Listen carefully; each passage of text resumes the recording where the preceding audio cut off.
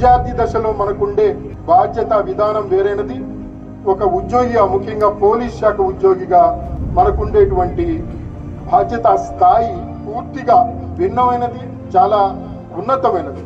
ముఖ్యంగా public domain లో ఉన్నప్పుడు, ప్రజాక్షేత్రంలో మనం పనిచేస్తున్నప్పుడు ప్రత్యేకమైన శ్రద్ధ తీసుకొని మన ప్రవర్తనను కానీ, లేకపోతే మనం ఇతరులతో సంభాషించే విధానాన్ని కానీ సరి చేసుకొని బాధ్యతాయుతంగా ప్రవర్తించవలసిన అవసరం ఉన్నది.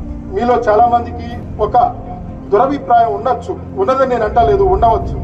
అదేమిటంటే పరుషంగా మాట్లాడినప్పుడు, లేకపోతే అమర్యాదకరంగా మాట్లాడినప్పుడు, బూతు మాట్లాడినప్పుడు మాత్రమే నాకు గౌరవం వస్తుంది, నా మాట ప్రజలు వింటారని. దానికన్నా తప్పు ఇంకొకటి లేదు. మనం కఠినంగా ఉండాలి, ఫర్మ్గా ఉండాలి, గవర్నమెంట్ రూల్స్ ను అమలు చేయాలి. కానీ పరుషంగా మాట్లాడటం వల్ల ఎటువంటి ప్రయోజనం ఉండదు. దానివల్ల మీ యొక్క వ్యక్తిగతమైన ప్రతిష్ట దిగజారుతుంది, ప్రభుత్వం యొక్క గౌరవం కూడా కించపరచబడుతుంది. దయచేసి ఈ విషయాన్ని మీ జీవితాంతం గుర్తుంచుకోండి.